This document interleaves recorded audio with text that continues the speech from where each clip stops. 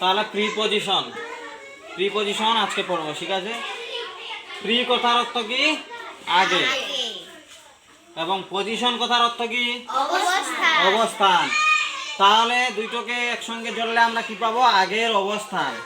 তাহলে কার আগের অবস্থান? আমরা এখানে উদাহরণ হিসাবে দেখব কি, the cat is in the box. বিড়ালটি কোথায় রয়েছে? বক্সের মধ্যে রয়েছে। তাহলে দা বক্সটা কি? দা বক্সটা কি একটা নাউন। তাহলে নাউনের আগে বা প্রোনাউনের আগে এখানে যদি প্রোনাউন থাকতো, আরেকটা উদাহরণ আমরা দেখে নিব, the cat is behind me. আমি যদি বলি the cat is behind me, মিটা তাহলে কি? প্রোনাউন। তাহলে প্রোনাউনের আগে কি আছে?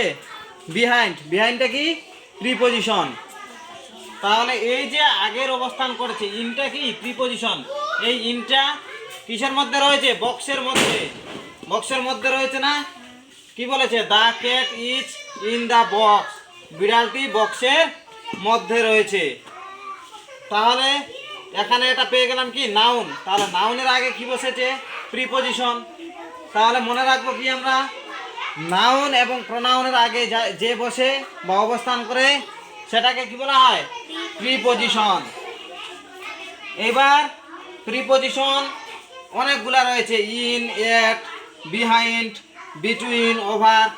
এই প্রিপজিশনগুলো কোথায় কিভাবে বসবে, কিভাবে কাজ করে, সেটা আমরা খুব ছোট্ট করে বক্সের আকারে বুঝবো। দেখো, আমি একটা কি করলাম? বক্স করলাম, আর একটা বক্স করলাম।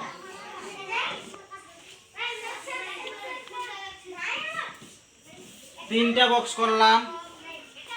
বক্স করে এখানে লিখলাম কি? I N, in. এখানে লিখলাম ও এন, অন। এখানে লিখলাম under, U N D E R, under. তাহলে ইন মানে কি? ইন মানে ভিতরে। আমি একটা এই বক্সের ভিতরে কি করে দিলাম? বল আঁকে দিলাম। তাহলে এটা কি হলো? ভিতরে হলো। তাহলে বক্সের বা কোনো কিছুর ভিতরে, শুধু বক্স না, কোনো কিছুর ভিতরে বোঝাতে কোন প্রিপজিশনটি ব্যবহার হবে? ইন। মনে রাখবে, কোনো কিছুর ভিতরে বোঝাতে ইন প্রিপজিশনটি ব্যবহার হবে। অনটা কখন ব্যবহার হবে? অন প্রিপজিশনটা যখন কোনো কিছুর উপরে, উপরে থাকবে এবং ছুঁয়ে থাকবে। কোনো কিছুর উপরে থাকবে এবং সেই জিনিসটাকে ছুঁয়ে থাকবে। এই যে তোমরা দেখতে পাচ্ছ বলটা কি করেছে? বক্সটাকে ছুঁয়ে আছে। তাহলে এই ক্ষেত্রে কোন প্রিপজিশনটা ব্যবহৃত হবে? অন। সবাই একসঙ্গে বলবে, কোন প্রিপজিশন? অন। এইবার এখানে আন্ডার। আন্ডারটা কিভাবে ব্যবহৃত হবে? আন্ডার মানে কি? আন্ডার মানে নিচে। তাহলে কোনো কিছুর নিচে, যখন কোনো কিছুর নিচে থাকবে তখন কি ব্যবহৃত হবে? আন্ডার।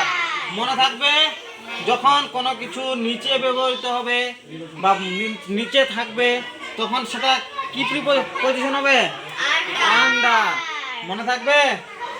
মনে থাকবে, আর ভুলবে না তো?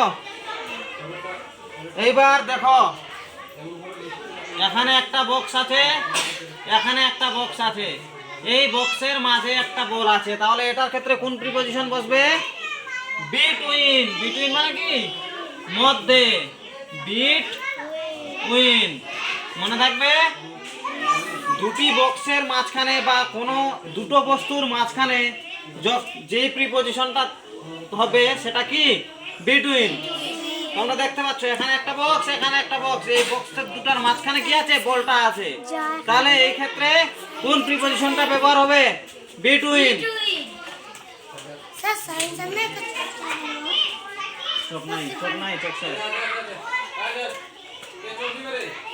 তাহলে দুটি বস্তুর মধ্যে যখন কোনো কিছু থাকবে সেই ক্ষেত্রে কি হবে? বিটুইন হবে। মনে মনে থাকবে? এবার দেখো, এই বক্সটার কি আছে? পাশে আছে। পাশে, বক্সটার পাশে কি আছে? বলটা আছে। সেক্ষেত্রে কোন প্রিপজিশন হবে? বিসাইড। Beside, BESID।